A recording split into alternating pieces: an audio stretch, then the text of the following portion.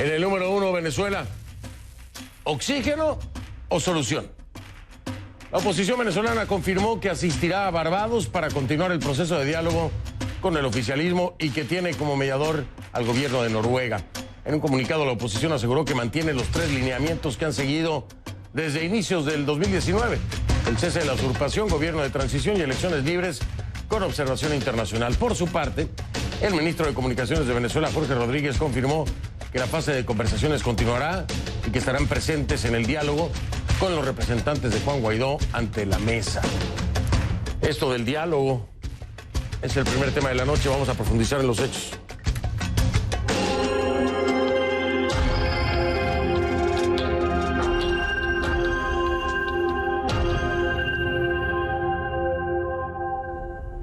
Le pido que a partir de este momento me acompañe utilizando la etiqueta numeral ConClubBarbados. El hashtag es ConClubBarbados, numeral ConClubBarbados VZLA. Para completarlo, ahí lo tiene. ConClubBarbados VZLA, esa es la etiqueta.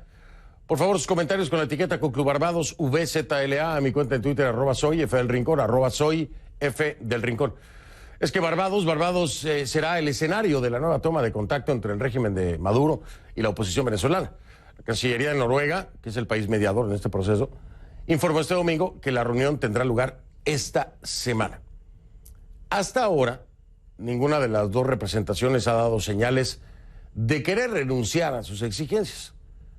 Tras numerosos y estrepitosos fracasos, la gran pregunta es, ¿qué podrían ahora estar negociando las partes?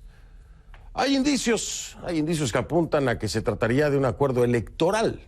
Es más, ya habría una propuesta de elecciones sobre la mesa. Pero bueno, habría que definir sus reglas, ¿no? Osmari Hernández nos tiene más detalles acerca de esto.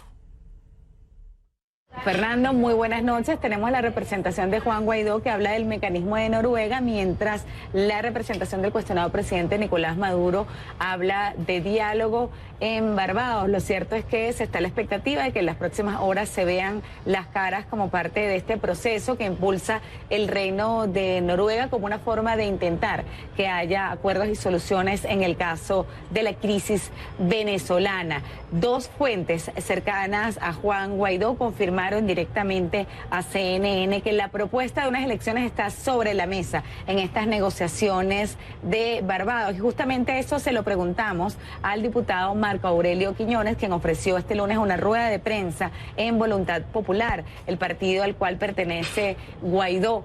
Él aseguró, no desmintió ni tampoco confirmó esto de la propuesta de elecciones, pero sí dijo que no puede haber elecciones libres en Venezuela si no existen cambios en el Consejo Nacional Electoral. También es importante destacar que hubo un comunicado que fue publicado por Jorge Rodríguez este lunes en el cual confirman su arribo a Barbados y de igual manera cuestionaron las declaraciones emitidas en las últimas horas por Juan Guaidó, que consideraron violentas, un insulto y también inconstitucionales. Otro tema que ha sido importante, Fernando, ha sido los cambios que han surgido en el alto mando militar. No fueron tan radicales como muchos esperaban. De hecho, se hablaba de una posible salida de Vladimir Padrino del Ministerio de la Defensa. Se decía que posiblemente podría ser enviado a una embajada, sin embargo fue ratificado en el Ministerio de la Defensa como jefe de operaciones de la Fuerza Armada.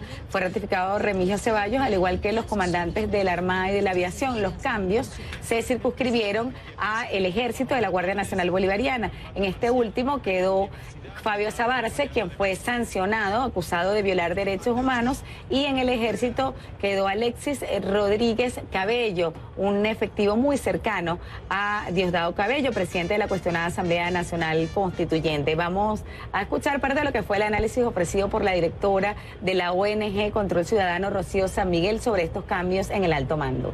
Se quiera o no por los sectores más recalcitrantes del chavismo o de la oposición, el diálogo avanza. Hay túneles que comunican a la oposición y al oficialismo. Y sin duda hay un gran tema que es central como piedra angular de poder en Venezuela y es la Fuerza Armada Nacional. Sin duda alguna, Padrino, al colocársele en la cabeza o ratificársele en la cabeza de la Fuerza Armada Nacional, al tener vasos comunicantes con todos los sectores, es el operador político más importante que podría reservarse el chavismo, el oficialismo en los diálogos de Oslo para el caso de tener que trabajar sobre el tema Fuerza Armada Nacional.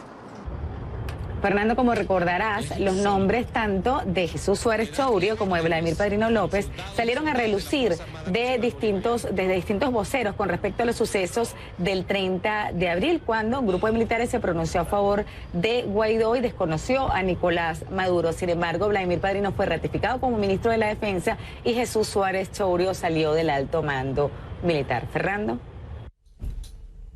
Osmari, muchísimas gracias, saludos allá en Caracas. Bueno, hasta ahora sentarse en la mesa no ha rendido ningún tipo de fruto, ¿no? Dentro de la misma oposición, el diálogo tiene muchos detractores que lo consideran un mecanismo desgastado, ineficiente, que solamente oxigena al régimen de Maduro. Incluso palabras más, palabras menos, esto lo ha dicho el propio Juan Guaidó. Sí, él mismo lo ha dicho. Es más, había dicho que no iba a haber diálogo más después de los acontecimientos terribles, ¿no?, de la semana pasada, el capitán de corbeta, el pobre muchacho con 52 perdigones en la cara. La pregunta es entonces, ¿por qué insistir? ¿Por qué otra vez y tan rápido de vuelta, no? Gabriela Matute Urdaneta está con nosotros porque nos tiene detalles de cómo ha sido precisamente este ir y venir en las negociaciones, o más bien, no sé, Gaby, si decir ir y venir en las negociaciones o las contradicciones, ¿no? Porque son las dos cosas, creo yo. ¿Cómo estás, Gaby? Buenas noches. Feliz noche, Fernando, y muy buenas noches a todos los televidentes. Es un camino largo, Fernando, que no empezó precisamente con Nicolás Maduro. En la era Chávez, recordemos que César Gaviria, entonces secretario general de la OEA, y representantes del Centro Carter estuvieron en Caracas entre 2002 y 2003, encabezando la primera iniciativa regional por acabar con el conflicto interno venezolano. No lo lograron. Durante la presidencia de Nicolás Maduro han sido varios los intentos, en casa, en 2014, en 2016 y en el exterior, en 2017 y 2018. Recordemos que el escenario fue República Dominicana y ahora en mayo de este año fue Oslo. Muchos gobiernos se han ofrecido para mediar y esta iniciativa de ahora en Barbados, como tú lo anunciaste, continúa bajo el auspicio de Noruega.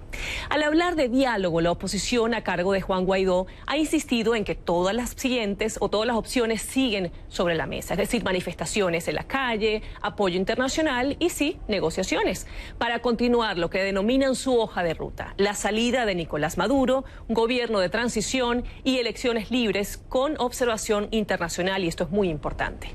Pero en ocasiones sus mensajes han sido catalogados, Fernando, como contradictorios, si queremos decirlo así, alineándose con la postura cerrada al diálogo que mantienen muchos voceros opositores.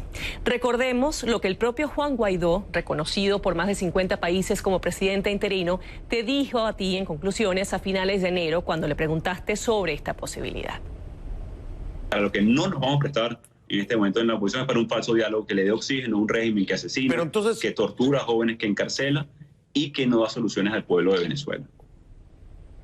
Sin embargo, Fernando, 4 meses más tarde, a mediados de mayo, en un comunicado, el Reino de Noruega, con vasta experiencia en diálogos de paz, recordemos, informó haber tenido contactos preliminares con gobierno y oposición para buscar solución a la crisis venezolana. Los detalles no se conocen, pidieron discreción a sus protagonistas. Las puertas para el diálogo parecieron cerrarse nuevamente a comienzos de este mes. Tú lo mencionaste, cuando Juan Guaidó acusó al gobierno de estar detrás de la muerte, bajo presuntos signos de tortura, del capitán de corbeta Rafael Acosta Arévalo, en custodia de las autoridades por supuestamente formar parte de un presunto complot contra Maduro. Acusaciones que el gobierno, por supuesto, rechazó.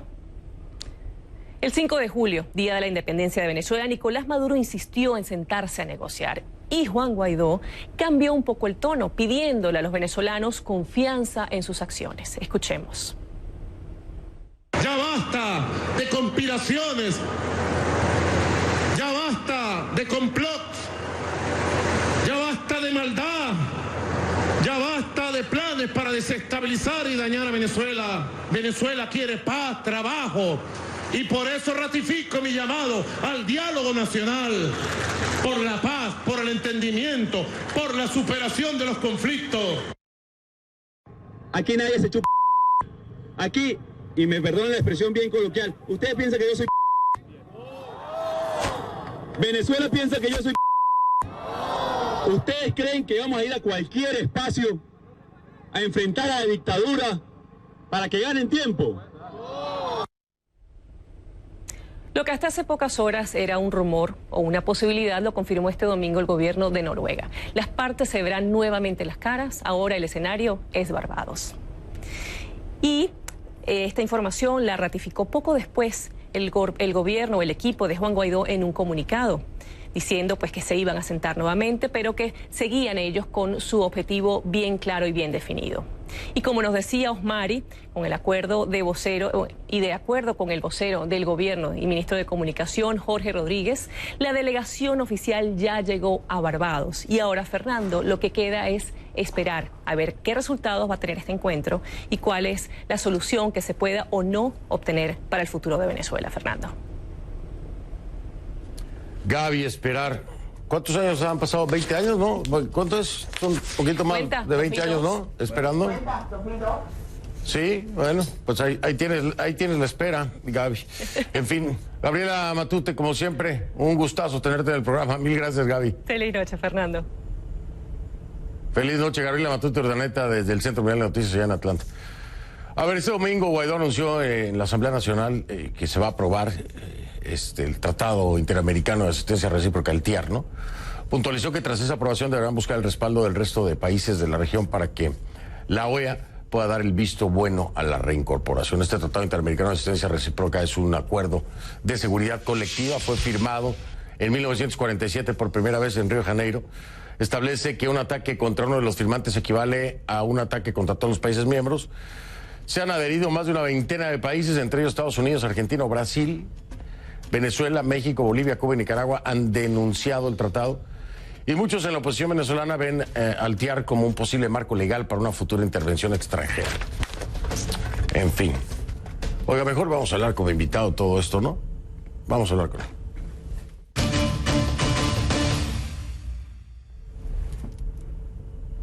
Le doy la bienvenida, me da mucho gusto recibir a Ramón Muchacho, político opositor, exalcalde del municipio de Chacao, en Caracas, que me acompaña en el estudio. Ramón, bienvenido. Fernando, gracias por la invitación. Al contrario, gracias a ti.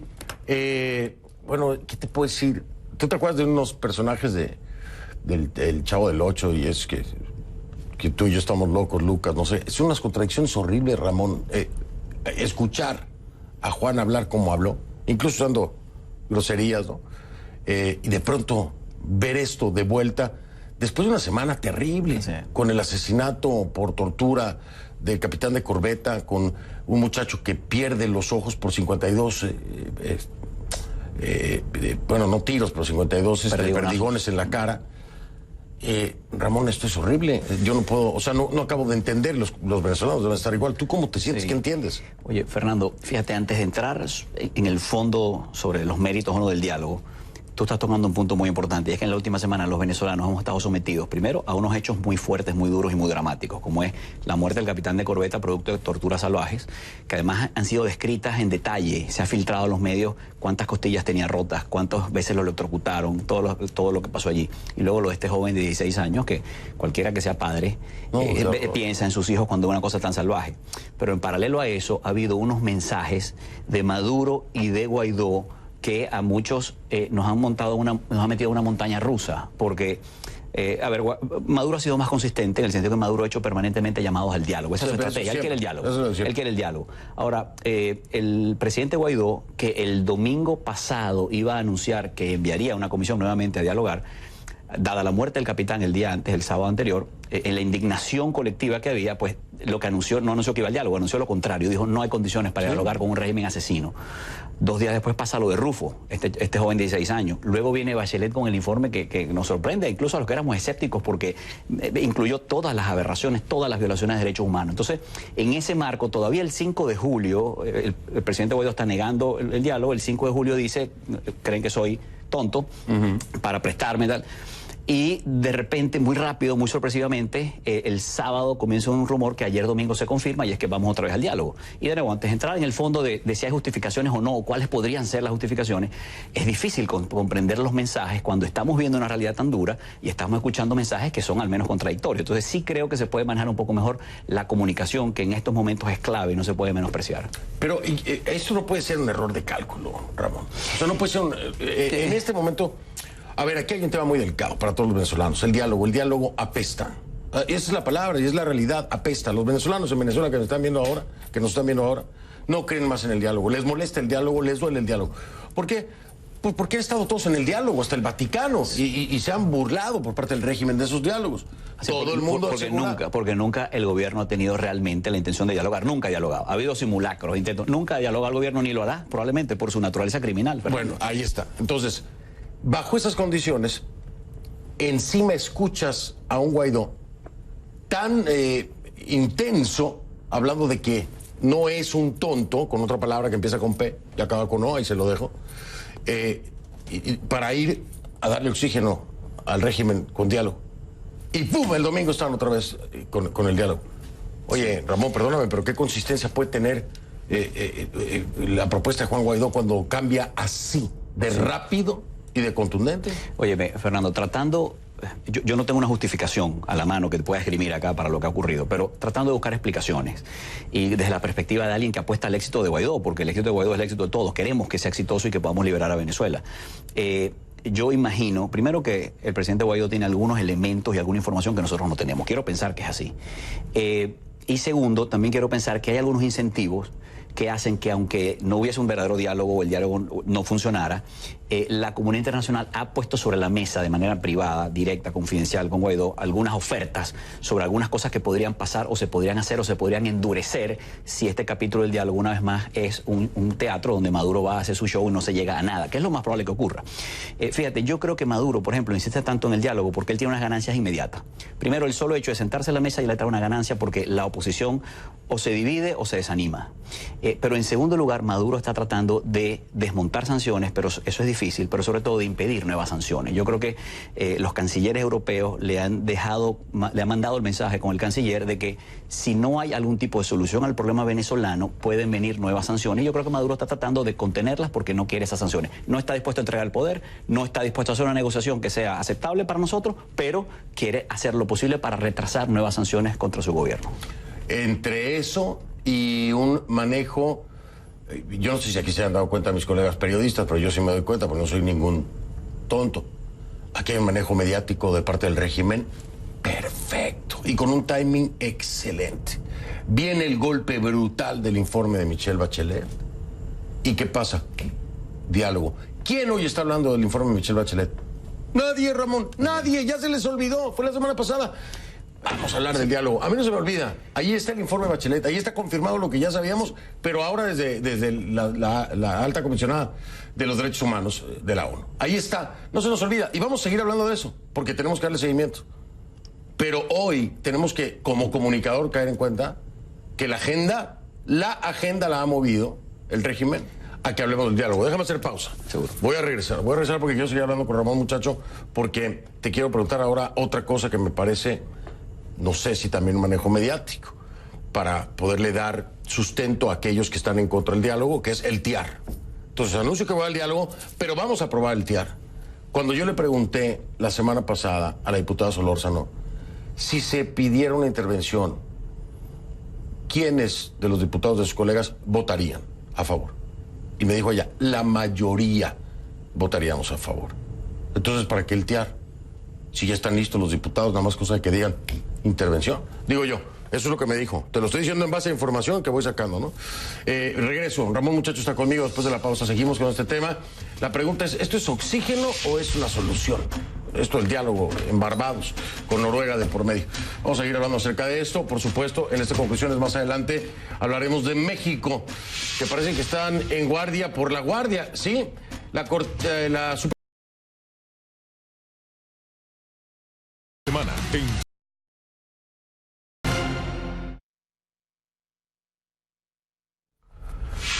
Estoy de vuelta con Ramón Muchacho, político opositor, exalcalde del municipio de Chacao de Caracas. ¿Te acuerdas cuando hablamos de que no había una salida pacífica? ¿Te acuerdas que hablamos de eso, no? Hace 2 años ya, cuando salí al exilio, cuando me sentenciaron a prisión. Y llegaste acá. Así es. ¿Sigues pensando igual? Bueno, lamentablemente el tiempo lo que ha hecho es darnos la razón.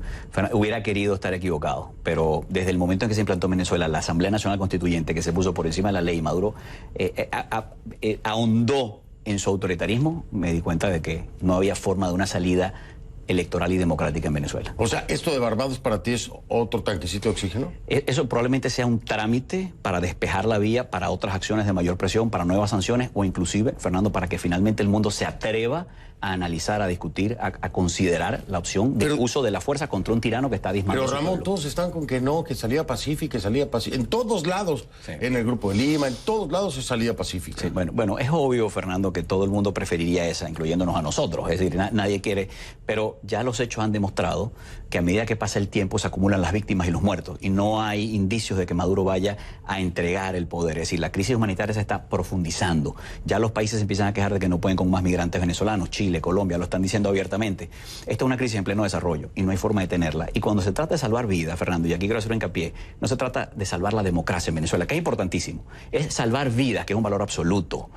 Cuando se trata de salvar vidas, el uso de la fuerza está justificado. Y el mundo no puede ver a los lados, mientras en Venezuela mueren niños, producto directo de las acciones de Maduro. Algo que te iba a decir, o sea, los muertos ya están, o sea, sin intervención, ya se están dando todos los días. Fernando, yo le digo a la gente, mira, si hay campañas en el mundo, vemos campañas todos los días para salvar la vida de los delfines, de las ballenas, las focas, porque se está deshielando el Polo Norte. Y uno dice, qué bonitas, qué importantes esas campañas. Pero en Venezuela están matando niños. Entonces, cuando uno le pregunta a un gobernante, a un canciller de un país democrático, ¿qué hacen ustedes mientras en Venezuela matan niños y lo puedes ver por televisión? Esos gobiernos no tienen una respuesta. Ahorita balbucean, bueno, estamos impulsando un diálogo para una salida electoral y pacífica y democrática. ¿Pero hasta cuándo? ¿Cuántos muertos más van a pasar hasta que el mundo entienda que no hay opciones allí y que hay que utilizar la fuerza legítima para liberar un pueblo que no se puede liberar solo, Fernando? ¿Tú crees que los venezolanos podemos liberarnos solos, pero estamos esperando que sea diciembre y Navidad para liberarnos? No podemos. Nos están masacrando y no podemos liberarnos. Es la cruda verdad que el mundo tiene que entender. Ahora, ¿cómo le explicas, por ejemplo, al venezolano que nos está viendo hoy, dentro y fuera de Venezuela, y a las propias Fuerzas Armadas, porque nos ven muchísimo, te lo quiero decir, tengo comunicación con gente de las Fuerzas Armadas, y nos ven, la tropa nos ve. ¿Cómo le explicas que asesinan por tortura a un militar, capitán de corbeta, Acosta, matan, le quitan los dos ojos a un niño de 16 años, y hasta el día de hoy no le entregan el cuerpo a la viuda de Acosta, del capitán de corbeta? Hasta el día de hoy, ese régimen que se está sentando a hablar no le ha podido entregar o no le ha querido entregar el cuerpo a la viuda. ¿Cómo le explicas a la gente que bajo esas circunstancias te sientes a hablar? ¿Cuándo? La retórica de Guaidó ha sido contundente, sin esos elementos. ¿Qué le dices al venezolano? El venezolano se lo está tomando como un insulto, como una burla, porque, Ramón, ¿cómo le explicas esto? Fíjate, Fernando, Juan Guaidó puede estar en este momento en el momento más difícil y más crítico de su ejercicio político. Y en este momento pareciera estar pidiendo entre líneas a los venezolanos un voto de confianza, casi un voto de confianza ciega, en el sentido de decir, estamos haciendo cosas que tenemos que hacer, pero no las puedo explicar completamente y por eso no las entienden. Claro, los venezolanos, mientras tenemos mucho tiempo en esto ya, y ha muerto mucha gente, entonces la paciencia es finita. Pero yo creo que Guaidó se está jugando en este momento, en este interín, se está jugando gran parte de su capital político. Lo que termine pasando en los próximos días con este diálogo, entre comillas, puede marcar de manera definitiva el futuro de Guaidó, inclusive en el corto plazo el futuro político de Venezuela en lo inmediato. Estoy completamente de acuerdo contigo. Creo que, y me dices tú, ¿estás de acuerdo? Ya para cerrar. Creo que esta sería la prueba de fuego para que Guaidó se mantenga y crezca o se acabe.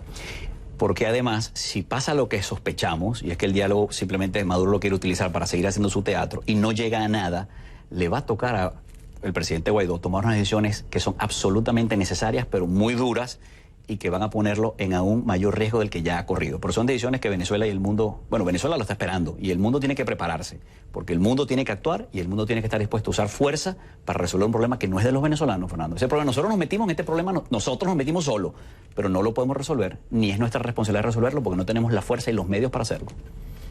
Sí. Bueno, creo que es corresponsabilidad, ¿no? Digamos, de los venezolanos. Digo, pero no rehuimos nuestra responsabilidad. No tiene la Somos capacidad, responsables, no pero tiene no, la capacidad, claro. Pero además seguimos en la calle. Y cuando ha habido votos marchas, No, manifestaciones, el pecho de los jóvenes venezolanos que han quedado tirados en el piso. Es decir, se ha hecho todo y se sigue haciendo. Además, nadie ha tirado la toalla. Se sigue haciendo en la medida de lo posible, pero, oye, hay cosas que se... No, y hay molestia y es válida, y hay crítica que también es válida.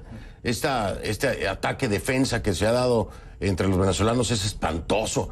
Hay que escuchar todas las voces y se vale criticar. Claro que se vale criticar. Si las críticas son las que a veces nos enseñan más cosas, ¿no? Así es. Bueno, Ramón, siempre es un placer. Siempre me quedo corto de tiempo contigo. Hay que hacer un programa más largo. Cuando quieras, muchas gracias. Mil gracias a ti por haberme acompañado. Gracias. Era Ramón Muchacho, político, opositor, exalcalde del municipio Chacao de Caracas. Ahora aquí en el exilio. Pero le va bien, está bien. Y lo veo bien, me da gusto. Muchas gracias, pero con ganas de estar allá. Yo sé. Y que le vaya bien a Venezuela y nos vaya bien a todos reconstruyendo. Y que tú vayas un día allá a hacer el programa allá. Hasta yo que soy mexicano quiero regresar allá a hacer el programa, imagínate. Está bueno. Gracias, Ramón, muy amable, de verdad. Voy a marcar una pausa, regreso.